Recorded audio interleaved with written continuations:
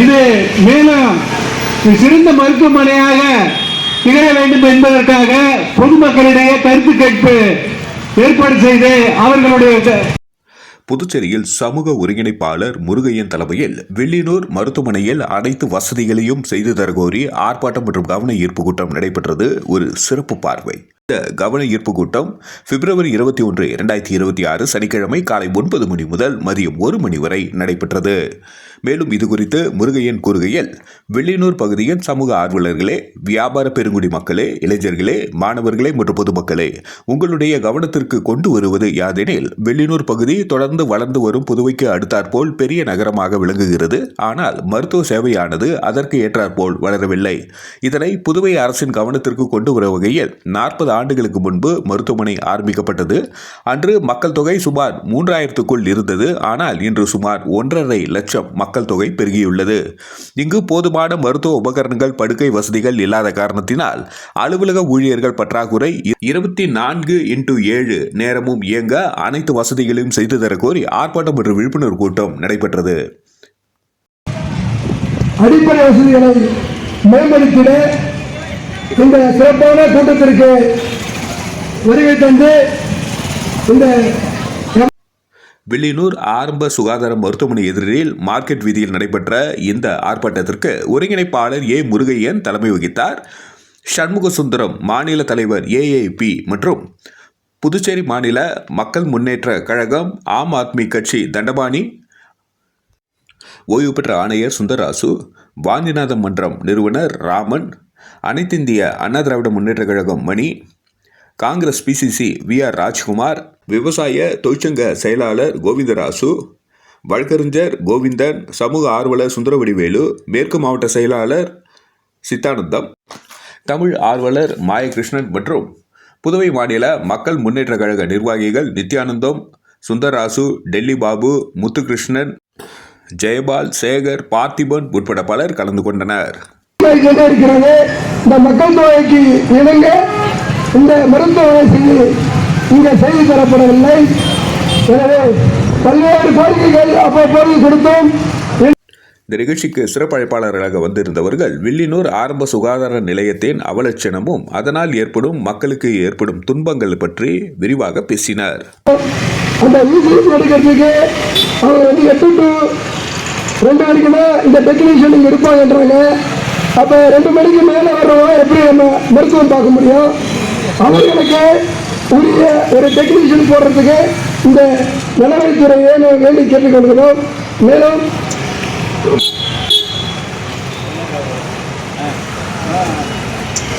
Ambulance வச்சிருக்காங்க. Ambulance இருந்தால் மட்டும் போகாது. அந்த ஆம்புலன்ஸ் ஓட்டுநர்கள் இருந்தாங்க. நம்ம காட்சி பொருளா ஆம்புலன்ஸ் அவருக்கு என்ன மருந்து கொடுக்குறீங்கன்னா நீங்க காட்டணும்.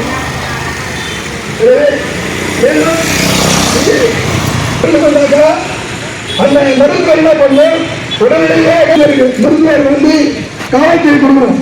இந்த காவல்துறைக்கு இந்த எம்எல்சி கேஸை வந்து அந்த தகவல் கொடுக்கல. அவன் 1 மாதம் சென்று போனாங்க. எங்கள் மதிப்பட்டு இந்த ட்ரீட்மெண்ட் எடுத்தாங்க. இந்த 1 மாதம் கழிச்சு போய் அந்த அந்த காவல்துறை இது எல்லாம் சிரமம் ஏற்படுத்துங்க. ஒரு சாதாரண கரிகலாமத்தில் கிராமப்புற இருக்கிற மருத்துவமனை இருப்பீங்க. அடிப்பட்ட உடனே போலீஸ்ல காவல்துறைக்கு உடனே இன்டிமேஷன் கொடுப்பாங்க. காவல்துறை வந்து அந்த ரிப்போர்ட் அவங்களுக்கு போயிடும். இதுதான் அவங்க வேலையை செய்ய மாட்டாங்க. மருத்துவ வேலை செய்ய. அது மட்டும் இல்லை, காலையில 10 வந்து ஓபிடி முடிச்சிடுறாங்க. அங்க தனியார் கல்லூரியில் MBBS படித்த பயிற்சி பெற என்ற இந்த டாக்டர்லாம் வந்து அவங்க இங்க பெர்மனன்ட் டாக்டர் உலகத்தில் வேலை செஞ்சு 12 வரைக்கும் வேலை செய்யறாங்க. அப்புறம் போயிருக்காங்க. மதிய ஷிஃப்ட் ஒன்று இருக்கு, டாக்டர் வராங்க. இரவு ஷிஃப்ட் போடுறாங்க. இரவு ஷிஃப்ட்ல இருக்கிற டாக்டர் அவங்க டாக்டர் வேணா பார்க்கறது இரவு ஓய்வெடுக்க அவங்க தூரத்துக்கு போயிடுறாங்க. ஓய்வெடுக்க போயிடுறாங்க. ஓய்வெடுக்க சொல்லுங்க பேஷண்ட்டை போயிட்டு அங்கே ஹாஸ்பிட்டல் போகும்போது ஒரு நர்ஸ் வந்து 2 மாத்திரை கொடுக்குறாங்க. அவங்க சரி மாத்திரை கொடுத்துட்டு ஓய்வு வாங்கிட்டு போயிடுறாங்க. அந்த மாத்திரை சரியா கேட்டா போறாங்க. சரியா கேட்க உடனே GH போயிடுறாங்க. ஜிஹெச் போய் ட்ரீட்மெண்ட் கேட்கும்போது அங்க எமர்ஜென்சில கேட்கும்போது சொல்றாங்க, நீங்க எங்க சிகிச்சை போடுறீங்க, இன்னொரு மாத்திரை சாப்பிட்டீங்கன்னு கேட்கறாங்க. இன்னொரு மாத்திரை சாப்பிட்டு தெரியல டாக்டர், சீட்டு கொடுக்கல டாக்டர், சீட்டு கொடுத்தாலும் அதை வந்து என்ன தெரியும், என்ன செய்யுதுன்னா. எனவே இப்படி சொல்லிக்கொண்டே போனோம். இந்த நிலைமையெல்லாம் மாற்றப்பட வேண்டும். டாக்டர் பற்றாக்குறை டாக்டர் அடைங்க, இயக்குநர் வந்து உடனடியாக செய்து தர வேண்டும். இது அடிப்படையில் செஞ்சுதான் இருக்கிறது. மேலும் நேரம் குறுகிய காலம் பெற்றதால் இங்கே அனைத்து தலைவர்களும் பேச உள்ளதால் நாம் தொடர் முறையில் வைத்துக் கொண்டு அழுத்தப்படுகின்ற கோவில் பஞ்சாயத்து கமிஷனர் முன்னாள் கமிஷனர் எம் சுந்தரராஜ் அவர்கள் இந்த அடிப்படை வசதியை உயர்த்தி தருவதற்கு ஒரு சில வார்த்தைகள் கூட அளிக்கின்றேன்.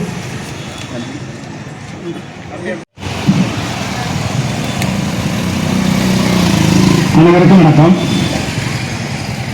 இந்த ஓட்டுநர்கள் கூட்டத்திற்கு வருகை புரிந்திருக்கின்ற தலைவர்களே, பொதுமக்களே, வியாபாரிகளே, உங்கள் அனைவருக்கும் இந்த கூட்டத்தின் சார்பாக முதற்கும் நன்றிகளை வணக்கத்தை தெரிவித்துக் கொள்கிறேன். ஒரு 4 பேர் உட்கார்ந்து பேசிட்டு இருக்காங்க அப்படின்ற மாதிரி பொதுமக்கள் நினைக்கலாம். இந்த வெள்ளியூர் பகுதி எனக்கு முன்னாலே பேசிய தலைவர் என்னென்ன குறைகள் இந்த ஆரம்ப சுகாதார நிலையத்திலே இதுவரையிலும் கடைபிடிக்கப்படுகிறது, என்னென்ன குறைகள் நிவர்த்தி செய்யப்படாமலே இருந்து கொண்டிருக்கிறது என்று சுட்டிக்காட்டினார்கள். அது மட்டுமல்ல, இன்னும் நிறைய குறை இருக்குது. அவர் முடிஞ்சவரை சொல்லியிருக்கிறாரு. இது காலங்காலமாக நாங்களும் சொல்லிட்டே தான் இருக்கிறோம். இந்த மருத்துவத்துறை வாகன வசதியோ அல்லது அவங்களுக்கு உண்டான மருத்துவ செலவு வசதியோ இல்லாத கிராம மக்கள் தான். அவங்க வந்த உடனே நீங்க திருப்பி என்ன பண்றீங்க, நீங்க தனியார் ஆஸ்பத்திரிக்கு போங்க, இல்ல பாண்டூர் பெரிய மருத்துவமனை பொது மருத்துவமனைக்கு போங்கன்னு டைவர்ட் பண்றீங்க. ஏன் அவருக்கு என்ன செய்யணும், ஒரு இசிஜி எடுத்தா சௌகரியமா தானே இருக்கும். மேற்கொண்டு சிகிச்சை அந்த பெட் சீட்டை வந்து கீழே இருக்கக்கூடாது. அதே மாதிரி இந்த லேப்ல இசிஜி எடுக்கணும்னு சொன்னாலே இசிஜி போட்டா தானே லேப் டெக்னீஷியன் வந்தாங்க.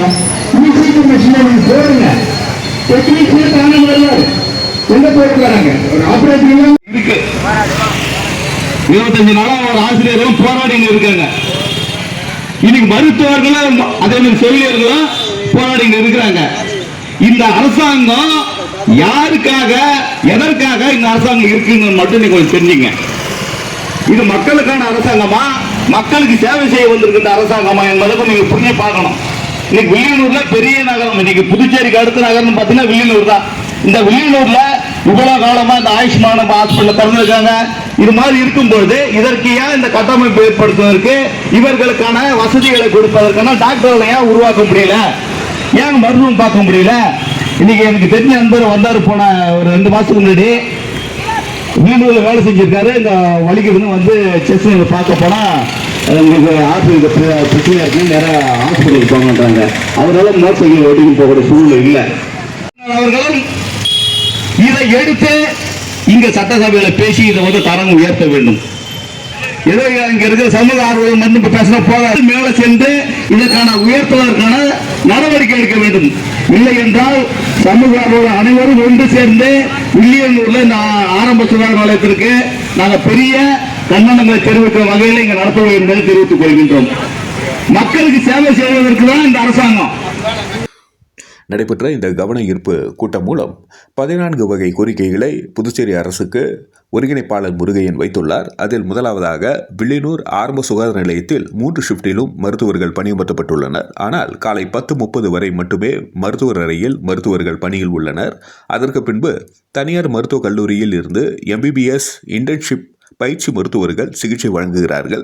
பயிற்சி மருத்துவர்களுடன் அரசாங்கம் மூலம் பணியமர்த்தப்பட்ட மருத்துவர்களும் 10:30 மணிக்கு மேல் அவசர சிகிச்சைக்காக வரும் நோயாளிகளுக்கு சிகிச்சை வழங்க வேண்டும். மேலும் மதிய ஷிப்ட் மற்றும் இரவு ஷிப்டில் பெரும்பாலும் மருத்துவர்கள் சிகிச்சை அளிப்பதில்லை, செவிலியர்களே சிகிச்சை வழங்குகிறார்கள். இந்த நிலை மாற்றப்பட வேண்டும்.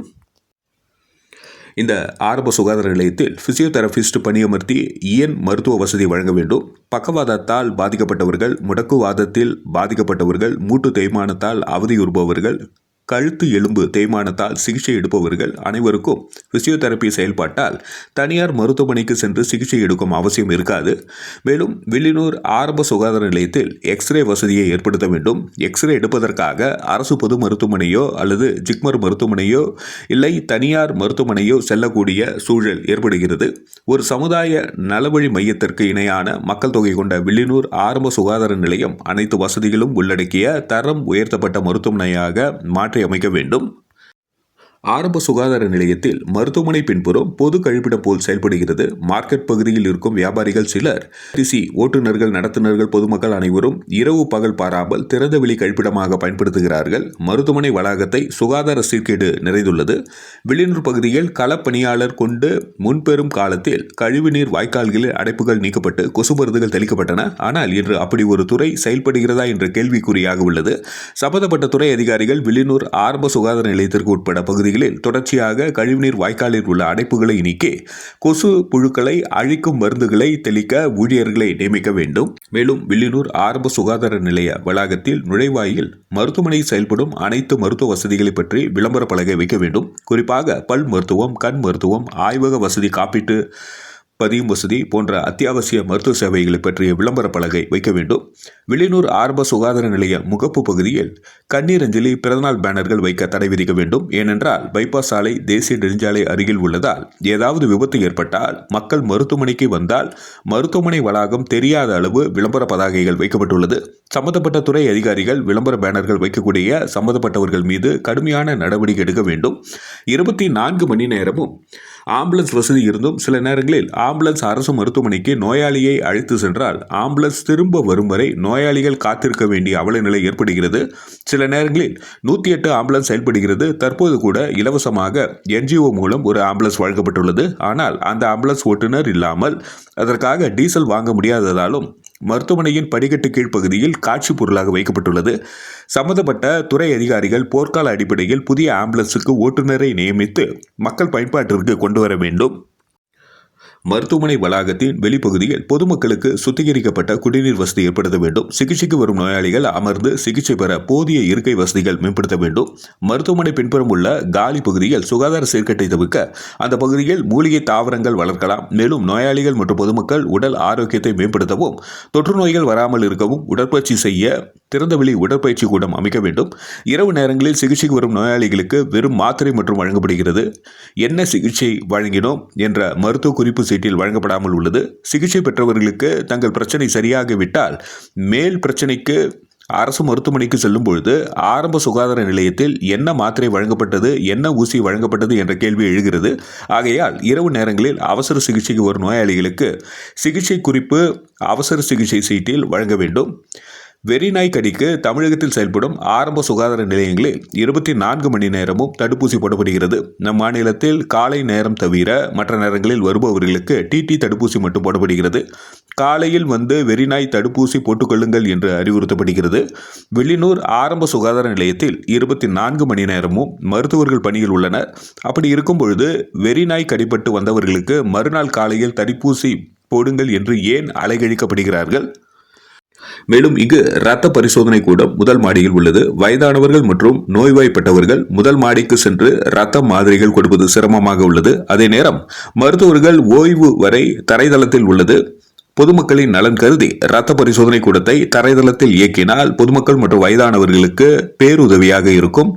வில்லியனூர் ஆரம்ப சுகாதார நிலையத்தில் மருத்துவர்கள், சமூக ஆர்வலர்கள், பள்ளி தலைமை ஆசிரியர்கள், அங்கன்வாடி பணியாளர்கள், ஊர் முக்கியஸ்தவர்கள் ஆகியோர்களை கொண்டு துணை ஆட்சியர் தலைமையில் ஒரு கமிட்டி உருவாக்க வேண்டும். அதன் மூலம் ஆரம்ப சுகாதார நிலையத்தில் உள்ள குறை நிறைகள் கலந்து தீர்வு காணப்படும் என்று 14 வகை கோரிக்கைகளை இதன் ஒருங்கிணைப்பாளர் முருகையன் புதுச்சேரி அரசுக்கு தெரிவித்துள்ளார். நன்றி. மக்கள் மொழி செய்திகளுக்காக சரவணன், புதுச்சேரி.